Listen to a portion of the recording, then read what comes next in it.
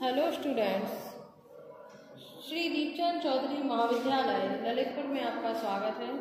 सबसे पहले मैं आपको बीए थर्ड सेमेस्टर के जो होम साइंस में आपका 5th यूनिट है उसमें जो आपका स्कोप ऑफ ह्यूमन डेवलपमेंट है, जिसमें आपके क्वेश्चन लॉन्ग आंसर में भी और शॉर्ट आंसर दोनों तरीके से ये जो है आपका आता है। सबसे पहले बात आती है ह्यूमन डेवलपमेंट यानी मानव विकास की। इसके बाद दूसरा जो मुख्य सबसे पहला जो टॉपिक माना जाता है वो होता है आपका स्कोप या उसके क्षेत्र के बारे में। तो ह्यूमन डेवलपमेंट के क्षेत्र के अंतर्गत ऐसी क्या क्या चीज़ें आती हैं उनके बारे में हम जानेंगे। तो हर चीज़ का एक अपना क्षेत्र होता है। जैसे ललितपुर है तो ललितपुर जिले का भी अपना क्षेत्र है कि उस क्षेत्र के अंतर्गत क्या क्या आता है। जैसे डैम आता है, इसके अलावा स्कूल, कॉलेजेस, कृषि क्षेत्र की भूमि, इसके अलावा इंडस्ट्रियल एरिया में क्या क्या चीज़ें आती हैं, मॉल्स कितने हैं, इन सब चीज़ों को देख करके उसका क्षेत्र का निर्धारण किया जाता है कि ललितपुर की सीमा में ये चीज़ें जो है मुख्य रूप से आती हैं कि जैसे रेलवे लाइंस एटसेट्रा। उसी तरीके से मानव विकास के क्षेत्र के अंतर्गत भी बहुत सारे जो है चीज़ें आती हैं। जैसे कि सबसे पहला इसमें होता है फिजिकल डेवलपमेंट। ह्यूमन मीन एक मनुष्य, ठीक है, मानव के विकास का। तो मनुष्य का विकास में जो सबसे पहला पॉइंट होता है वो होता है शारीरिक विकास, जिसे हम फिजिकल डेवलपमेंट कहते हैं।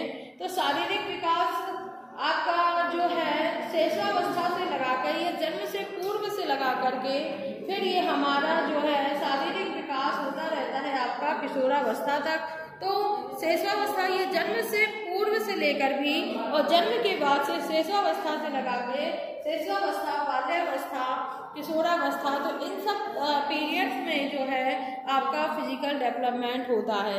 दूसरा आता है इसके क्षेत्र के अंतर्गत वो है आपका मेंटल डेवलपमेंट या जिसे हम कहते हैं मानसिक विकास।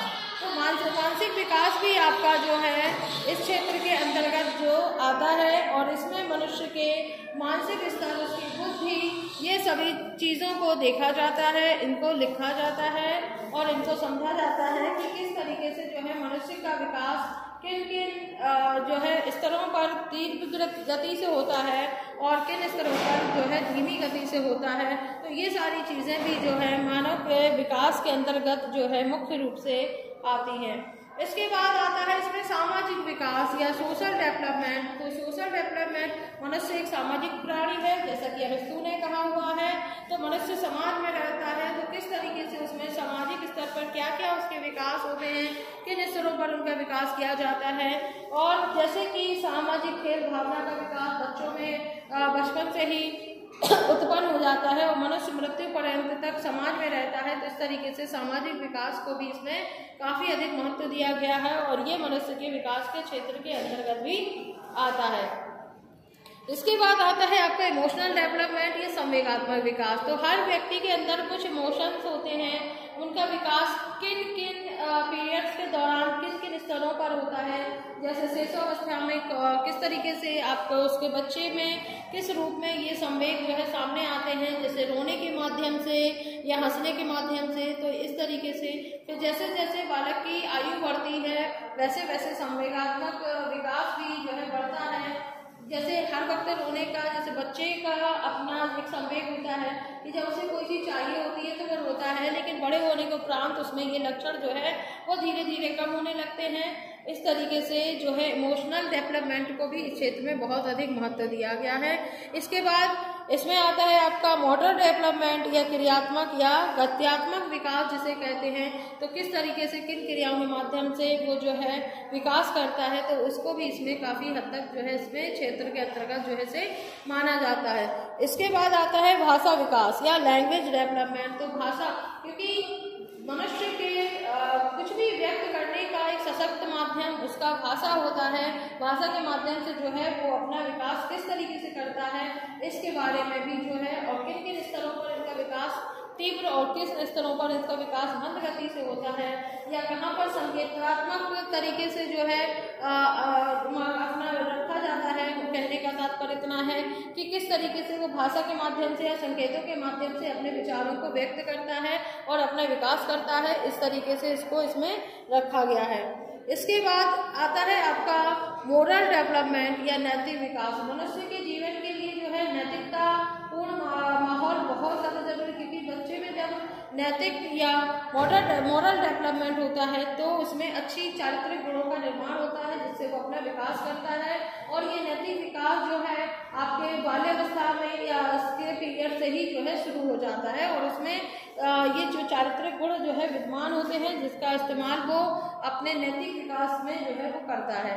इसके बाद आता है आपका कॉग्निटिव जो है संज्ञानात्मक विकास या कॉग्निटिव डेवलपमेंट। तो इसके अंतर्गत जो है क्या क्या चीज़ें वो संज्ञान में ला करके और किस चीज़ को समझता है, कैसे करता है, किस स्तरों पर इसका विकास होता है। तो कॉग्निटिव डेवलपमेंट को भी जो है ह्यूमन डेवलपमेंट के क्षेत्र के अंतर्गत माना जाता है। इसके अलावा आता है आपका पर्सनालिटी डेवलपमेंट, यानी इसके व्यक्तित्व के विकास का क्षेत्र भी इसके अंतर्गत आता है। क्रिएटिविटी डेवलपमेंट, सृजनात्मकता, क्योंकि सृजनात्मकता या इसके अंतर्गत क्रिएटिविटी का जो है विकास भी इस क्षेत्र के अंतर्गत आता है, क्योंकि बच्चों में ये जो संज्ञानात्मक विकास है वो किस गति से हो रहा है और किन किन स्तरों पर हो रहा है, इसका भी इसमें जो है इस्तेमाल होता है। प्ले डेवलपमेंट यानी खेल विकास भी जो है इसके अंतर्गत शारीरिक खेल एवं मानसिक खेल दोनों तरीके के खेलों का इसमें अध्ययन किया जाता है। इसके बाद आता है इमेजिनाइजेशन वाला डेवलपमेंट, यानी कि प्रतिभा या कल्पना शक्ति का विकास। तो कल्पना शक्ति का जो है सबसे ज़्यादा विकास जो है किस दौरान होता है, तो ये बाल्यावस्था किशोरावस्था में प्रमुख रूप से दिखाई देता है, तो इसका भी जो है अध्ययन किया जाता है। इसके बाद मेमोरी डेवलपमेंट, स्मृति विकास भी इसके अंतर्गत आता है, और इसके साथ ही साथ अटेंशन एंड इंटरेस्ट डेवलपमेंट, ये भी आपका इसमें आता है। अवधान या रुचि का जो विकास होता है वो भी इसके अंतर्गत आता है। इसके बाद आता है development of soul and personal identity का, कि किस तरीके से आत्म एवं व्यक्तित्व जो है तादात्म्य का विकास किस तरीके से होता है। तो इस तरीके से ह्यूमन डेवलपमेंट का क्षेत्र बहुत ही अधिक विस्तृत है, और इसके अंतर्गत इन चीज़ों का जो है काफ़ी हद तक अध्ययन किया जाता है। तो नेक्स्ट वीडियो में हम अब सभी का, जैसे मध्य बाल्यावस्था या उत्तर बाल्यावस्था में कौन कौन से विकास होते हैं, उनकी क्या विशेषताएं होती हैं, उनके बारे में हम जानेंगे। धन्यवाद।